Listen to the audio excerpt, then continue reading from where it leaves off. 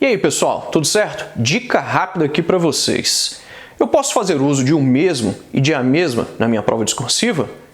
Posso sim. Essa é uma dúvida recorrente por parte dos alunos. Eu posso fazer uso de um mesmo e de a mesma na minha prova, mas eu tenho de fazer uso da forma correta. Esses caras, eles podem ser um substantivo, podem ser um pronome, podem ser um advérbio ou ainda um adjetivo. Mas o que eles não podem ser é um pronome próprio. Isso jamais pode acontecer.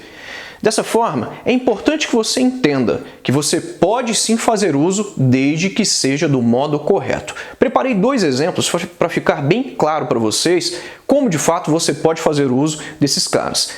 Dá uma olhada na tela. Primeiro exemplo que a gente tem, olha lá. A aula foi sobre direito. A mesma também foi sobre português. Perceba que este a mesma que foi utilizado no começo do segundo período, olha, após o ponto, a mesma também. Este a mesma foi utilizado de maneira a retomar a aula. Essa foi a intenção.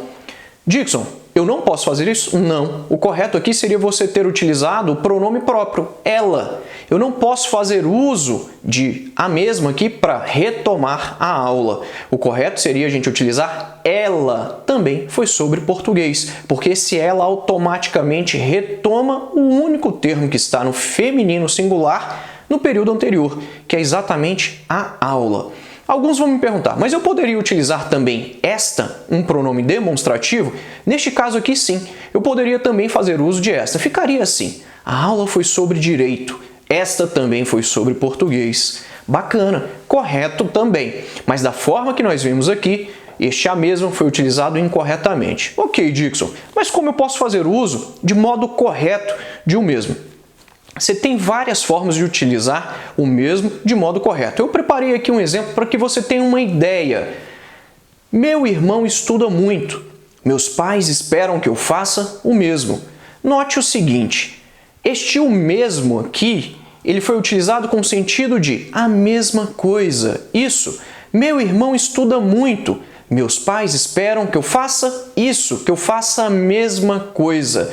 Este é o uso correto do mesmo. É claro que você tem outras formas de fazer uso também desse cara, mas em regra, quando você puder substituí-lo por isso ou ainda por a mesma coisa, está certíssimo.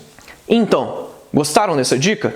Fique muito atento, fique muito atenta, porque isso costuma cair bastante, tanto em prova objetiva e, claro, na prova discursiva você pode fazer uso desses caras também. Mas agora você sabe como utilizá-los de forma correta. Espero que vocês tenham gostado. Não se esqueça de se inscrever aqui no canal, dar o joinha e também fazer o seu comentário. Um grande abraço, ótimos estudos, tchau!